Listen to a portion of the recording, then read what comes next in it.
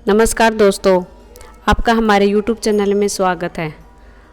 दोस्तों, अभी महाशिवरात्रि व्रत आ रहा है तो हम आपके लिए एक बहुत ही अच्छी सी कहानी लेकर आए हैं।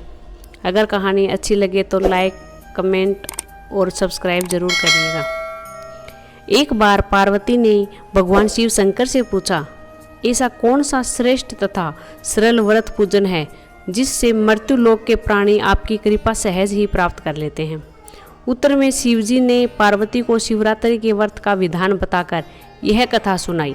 एक गांव में एक शिकारी रहता था। पशुओं की हत्या करके वह अपने कुटुंब को पालता था। वह एक साहूकार का ऋणी था, लेकिन उसका ऋण समय पर न चुका सका। क्रोधवश साहूकार ने शिकारी को शिव मठ में बंदी बना लिया। संयोग से उस दिन शिवरात्रि थी। शिकारी ध्यानमग्न होकर शिव संबंधी धार्मिक बातें सुनता रहा। चतुर्दशी को उसने शिवरात्रि की कथा भी सुनी। संध्या होते ही साहूकार ने उसे अपने पास बुलाया और ऋण चुकाने के विषय में बात की।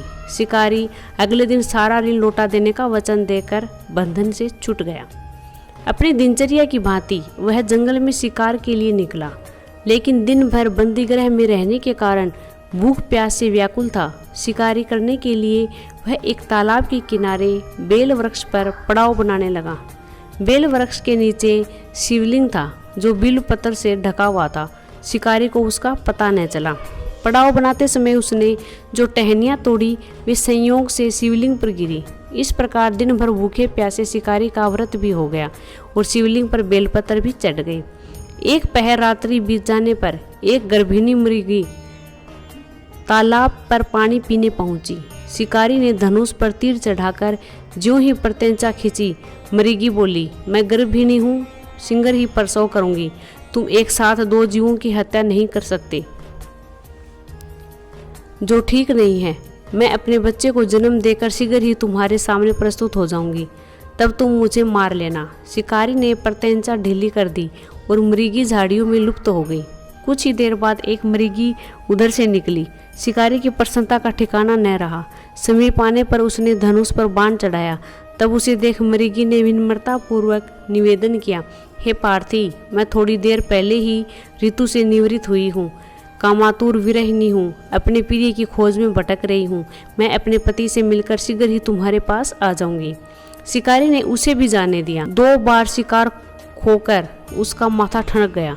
वह चिंता में पड़ गया। रात्रि का आखिर पहर बीत रहा था। तभी एक अन्य मृगी अपने बच्चों के साथ उधर से निकली। शिकारी के लिए वह स्वर्णिम अवसर था। उसने धनुष पर तीर चढ़ाने में देर न लगाई।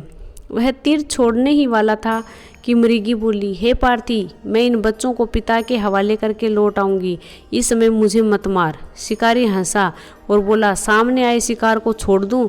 मैं ऐसा मूर्ख नहीं। इससे पहले मैं 2 बार अपना शिकार खो चुका हूँ।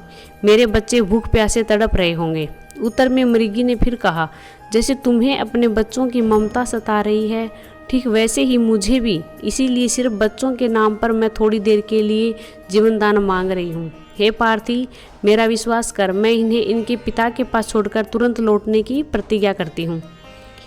मृगी का दिन सवर सुनकर शिकारी को उस पर दया आ गई। उसने उस मृगी को भी जाने दिया। शिकार के अभाव में बेलवृक्ष पर बैठा शिकारी बेलपत्र तोड़ तोड़ कर नीचे फेंकता जा रहा था। पो फटने को हुई तो एक हष्ट पुष्ट मृग उसी रास्ते पर आया। शिकारी ने सोच लिया कि इसका शिकार वह अवश्य करेगा। शिकारी की तनी प्रत्यंचा देखकर मृग विनीत स्वर में बोला, हे पार्थी भाई, यदि तुमने मुझसे पूर्व आने वाली 3 मृगियों तथा छोटे छोटे बच्चों को मार डाला है तो मुझे भी मारने में विलंब न करो, ताकि उनके वियोग में मुझे एक क्षण भी दुख न सहना पड़े। मैं उन मृगियों का पति हूँ। यदि तुमने उन्हें जीवनदान दिया है तो मुझे भी कुछ क्षण जीवनदान देने की कृपा करो। मैं उनसे मिलकर तुम्हारे सामने उपस्थित हो जाऊंगा। मृग की बात सुनते ही शिकारी के सामने पूरी रात का घटनाचक्र घूम गया। उसने सारी कथा मृग को सुना दी। तब मृग ने कहा, मेरी 3 पत्नियां जिस प्रकार प्रतिज्ञाबद्ध होकर गई हैं, मेरी मृत्यु से अपने धर्म का पालन नहीं कर पाएगी। अतः जैसे तुमने उन्हें विश्वास पात्र मानकर छोड़ा है, वैसे मुझे भी जाने दो। मैं उन सबके साथ तुम्हारे सामने शीघ्र ही उपस्थित होता हूँ। उपवास, रात्रि जागरण तथा शिवलिंग पर बेलपत्र चढ़ाने से शिकारी का हिंसक हृदय निर्मल हो गया था। उसमें भगवत शक्ति का वास हो गया था। धनुष तथा बाण उसके हाथ से सहज ही छूट गई।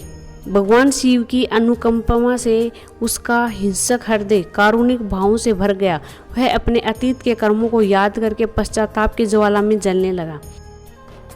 थोड़ी ही देर बाद मृग सपरिवार शिकारी के समक्ष उपस्थित हो गया ताकि वह उनका शिकार कर सके, किंतु जंगली पशुओं की ऐसी सत्यता, सात्विकता एवं सामूहिक प्रेम भावना देखकर शिकारी को बड़ी ग्लानि हुई।